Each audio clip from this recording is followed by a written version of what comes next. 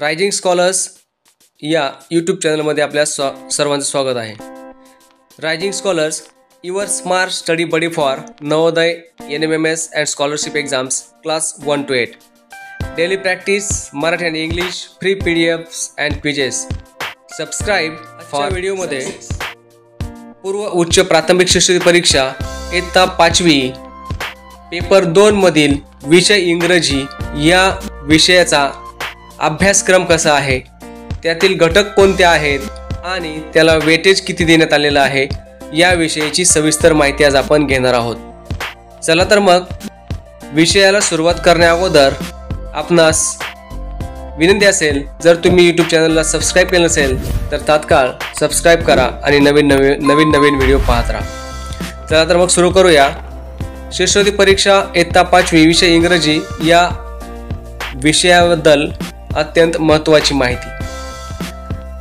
या ठिकाणी बघा, इंग्रजी विषयामध्ये पहिला जो युनिट आहे तो लेटर्स ऑफ अल्फाबेट हा एक घटक परीक्षेमध्ये असतो.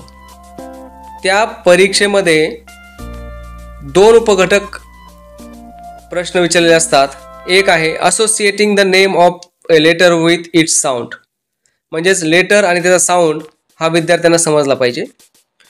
Formation of words using given alphabets यासाठी 4% म्हणजे 4% वेटेज आहे. 4% वेटेज आहे. पुढचा पॉइंट आहे व्होकॅब्युलरी. याच्यामध्ये 13 उपघटक आहेत. पहिला writing familiar related words with the given close pictures, correlating words with pictures, action words, describing words. त्यानंतर rhyming words, writing opposite words, writing word register, finding small words from the bigger ones, using writing contracted forms, dictionary skills, parts of body, names of birds and animals, their living places and sounds, comparisons, homophones and last one name of colours, things, shapes, vegetables, fruits, games. याला 24% weightage आहे. अशा प्रकारे vocabulary घटकाला 24% weightage देण्यात आलेलं आहे. पुढचा घटक आहे तिसरा पंक्च्युएशन मार्क्स. आता या पंक्च्युएशन मार्क्समध्ये 6 उपघटक आहेत. कॅपिटलायझेशन, कॉमा, फुल स्टॉप, क्वेश्चन मार्क, ॲपॉस्ट्रॉफी आणि एक्सक्लेमेशन मार्क हे पंक्च्युएशन मार्कवर आधारित प्रश्न विचारले जातात. त्याला 12% वेटेज देण्यात आलेला आहे. पुढच्या घटकाकडे जाऊया. पुढचा जो घटक आहे तो 4था घटक न्यूमेरिकल इन्फॉर्मेशन. या न्यूमेरिकल इन्फॉर्मेशनमध्ये days of the week, months of the year, cardinal numbers, ordinal numbers, showing the directions and sub directions, map reading आणि टेलिंग टाईम हे 4 उपघटक आहेत. त्याला 12% वेटेज देण्यात आलेला आहे. त्यानंतर पाचवा घटक आहे क्रिएटिव्ह थिंकिंग. त्याचे 3 उपघटक आहेत.